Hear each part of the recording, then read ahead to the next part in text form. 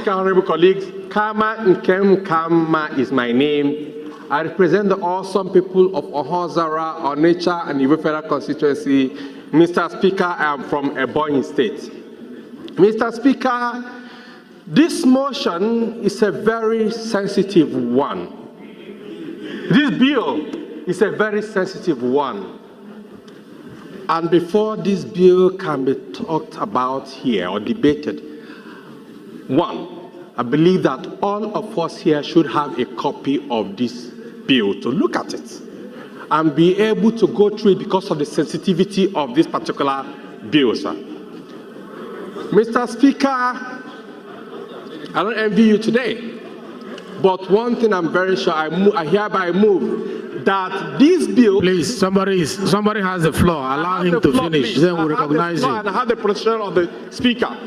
I hereby move that this bill be stepped down today and let it be shared for all of us to have a look at before further action can be taken on this bill. I so move, Mr. Speaker. Mr. Speaker, I represent Andoni Opobo Nkoro Federal constituency. I am a Rivers man.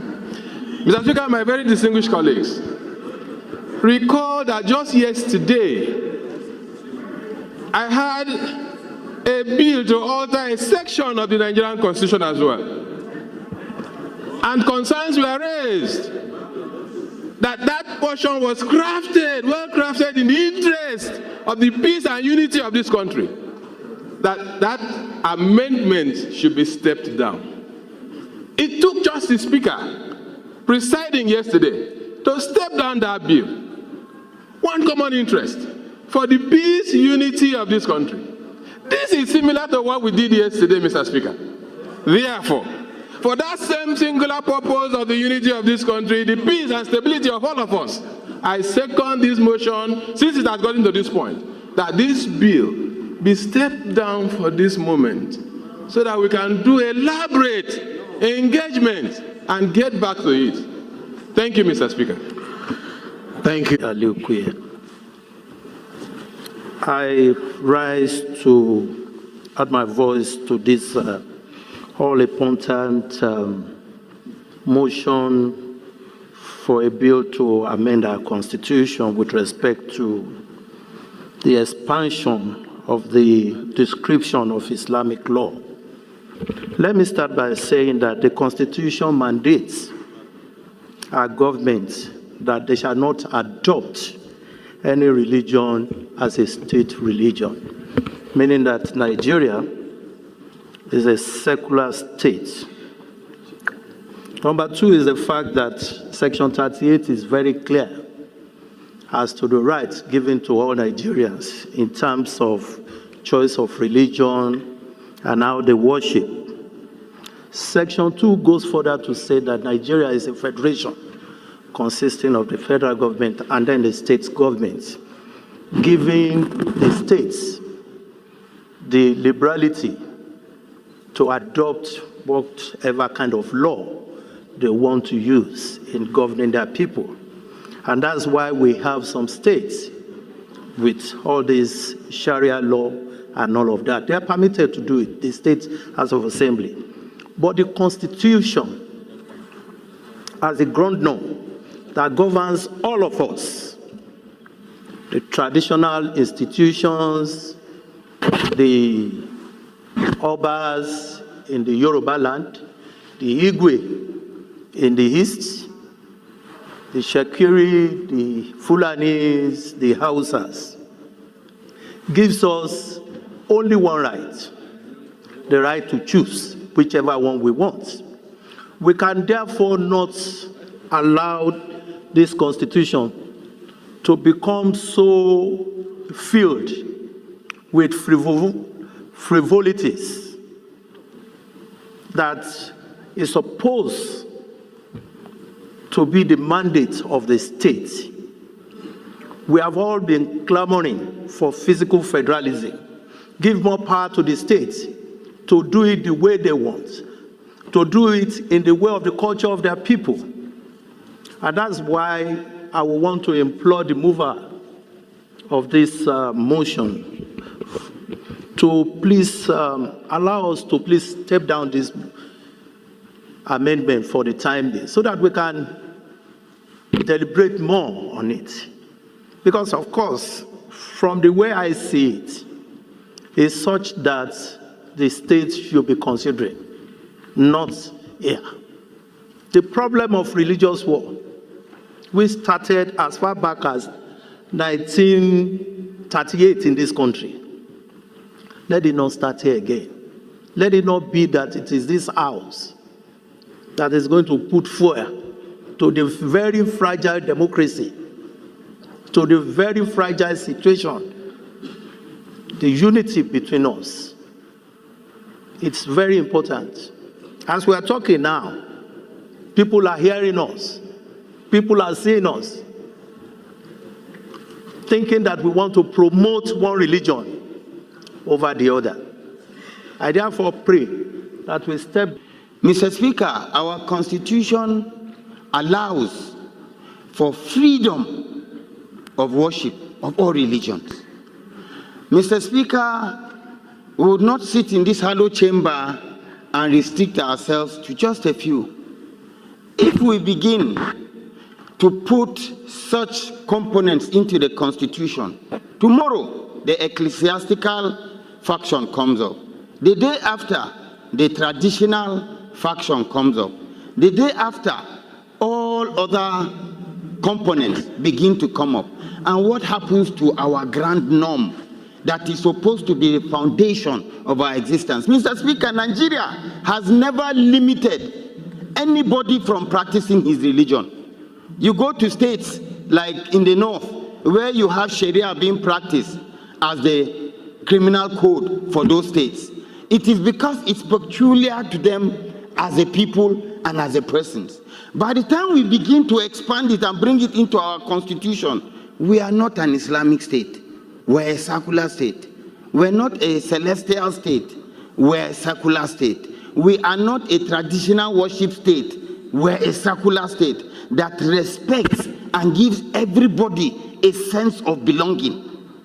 We're a nation. We need to be sensitive to the mood and the existence, freedom of speech, freedom of association, to live in happiness, not a scenario whereby there could be some misconceptions. To this end, I wish to crave the indulgence of the sponsor of this bill that he steps it down for more legislative input, and consultation, which would be more in tune with our beliefs and the norms. But I do not believe it's a legislation that should pass for second reading.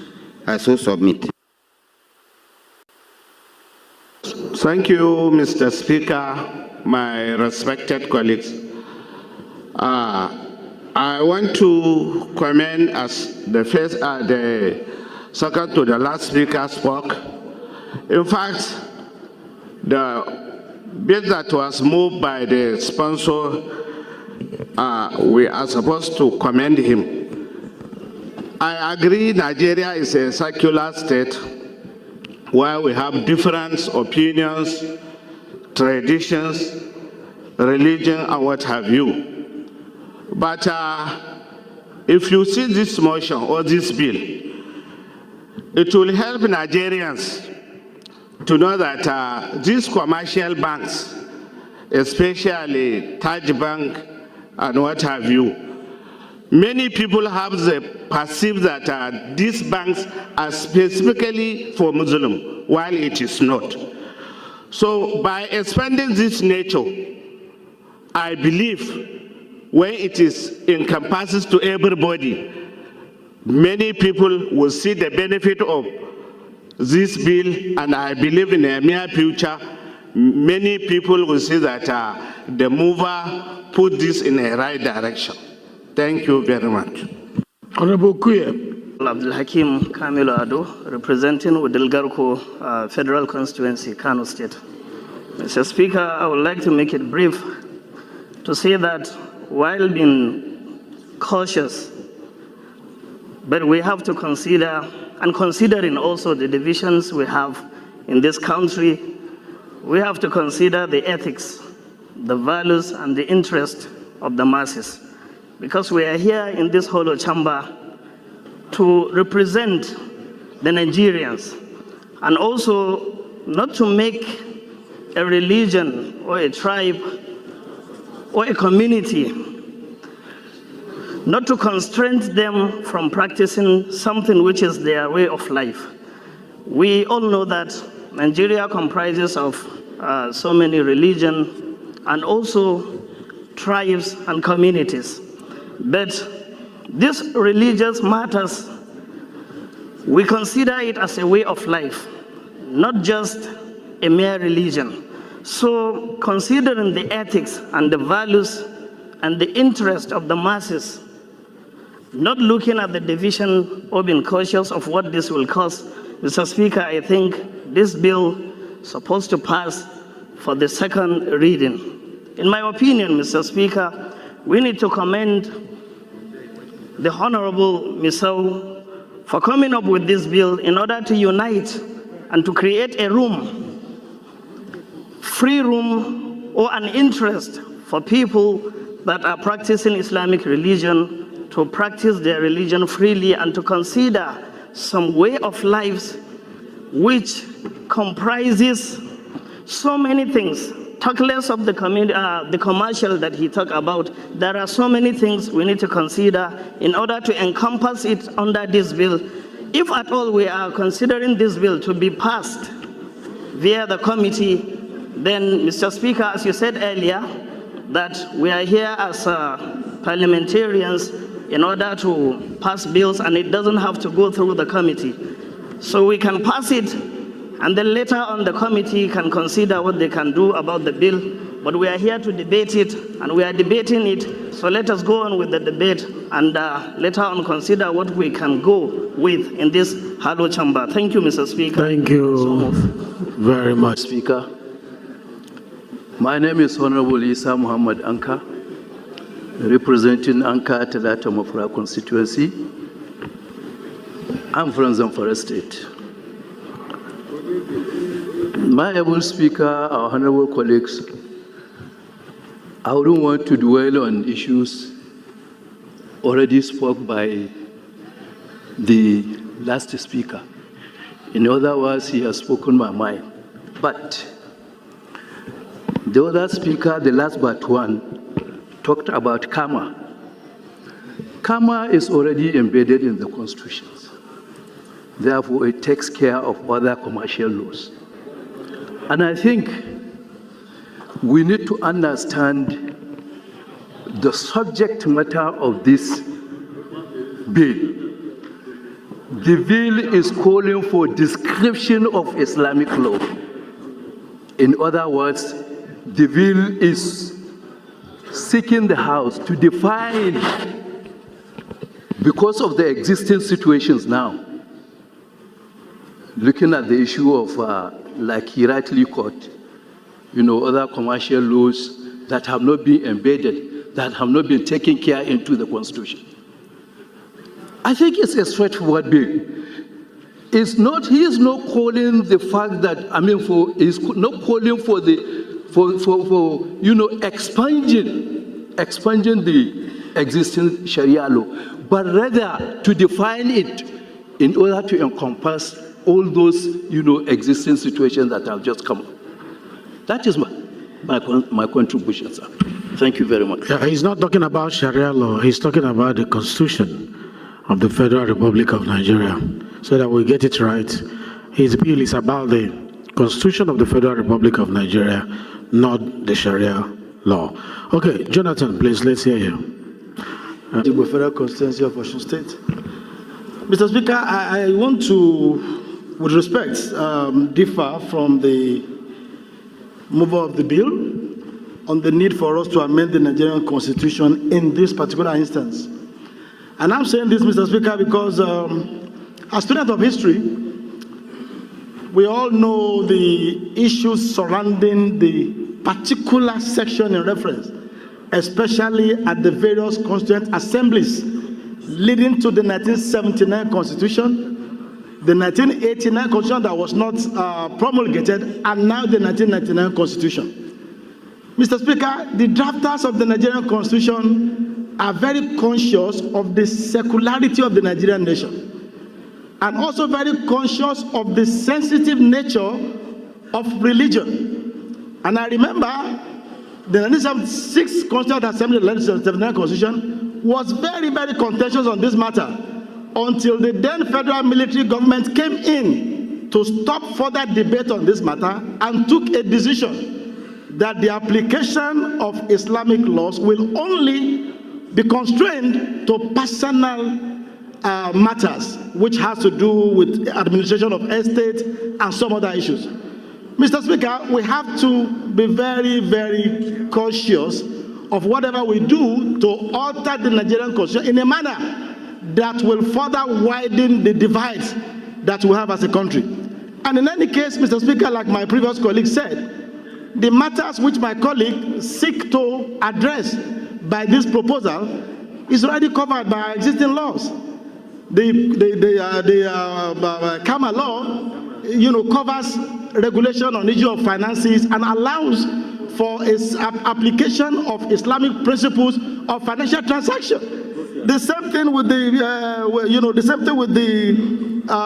the CBN Act, like you rightly said. And the moment we allow the Constitution to be altered to take care of all manner of interests, we will no longer be in the state where the sanctity of the Constitution is respected, and the intent of the drafters of the Nigerian Constitution via or as regards to the secular nature of the Nigerian nation might be threatened if we allow this to go on. Mr. Speaker, I sincerely think that this bill should not pass on for the second reading for these reasons I've adduced. Thank you. Thank you. My name is Honorable Said Musa Abdullahi.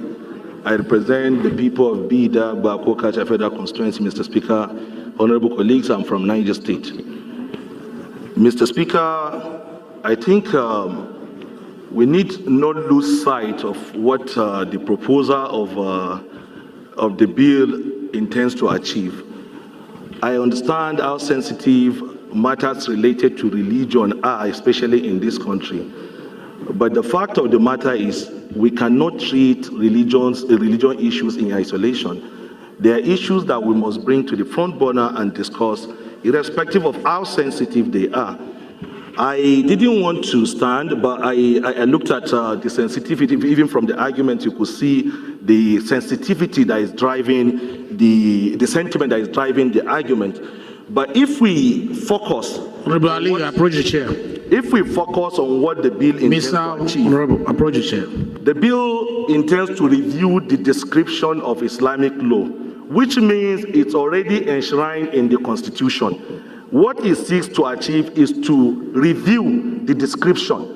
So it's already in the Constitution. I don't understand why House and full time to discuss this bill. We cannot rush it. The way we want to rush it, it may not even get the result that we want the bill to achieve. I'm not saying the bill should not go. All I'm saying is that let us have time to discuss it in full. As I'm speaking to you, I have not seen the details of the bill. So, and for us to be able to contribute meaningfully, we need the details of this bill. Without the details of the bill, if you are talking, you are only talking to the air. Maybe it's different from those sections you are quoting in the Constitution. And it may not have any issue to do with it. Let us have the details of this bill so that we digest it and come back another day for the debate. Thank you so much, Mr. Speaker and honorable colleagues. No matter how you look at it, our diversity is what defines us. So when issues like this come up, it must be thoroughly looked into and should not be done in a haste. Let me ask you, how many of you have copies of this bill? If you have, I would like to know the percentage of people who have copies of this bill. And you can, if I ask you about one or two paragraphs, you read it for me. If I appoint you now, say, give me 2-3 paragraphs in that bill, and you're able to mention it to us, it means that you have it. Let me ask you, if you know you don't have a copy, raise your hand. And it is the rule of this house that you must have a copy so that you debate from that copy. If you say you have a copy, I'll call you now and I'll ask you questions on some of the paragraphs and the sections he's referring to. You will not be able to answer it. And this issue is an issue that we need to thoroughly analyze. Please, order, please.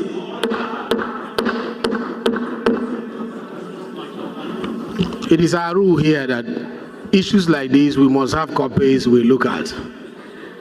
And if the copies are not there,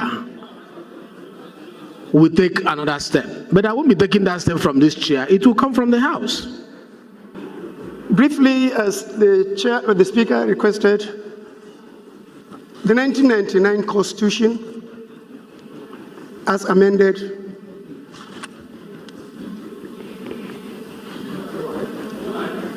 the 1999 Constitution, as amended, Mr. Speaker, provide for a personal Islamic law in the Constitution.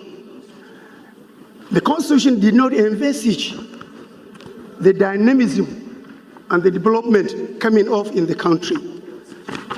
In 2003, the Constitution did not recognize that the Islamic commercial law, Islamic company law, Islamic international law, Islamic public laws. In 2003, Mr. Speaker, therefore, what I'm requiring is the removal of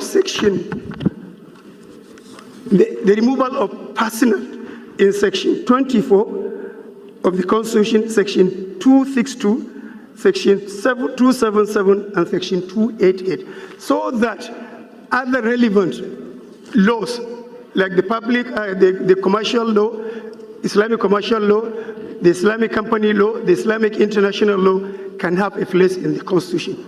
I'm saying that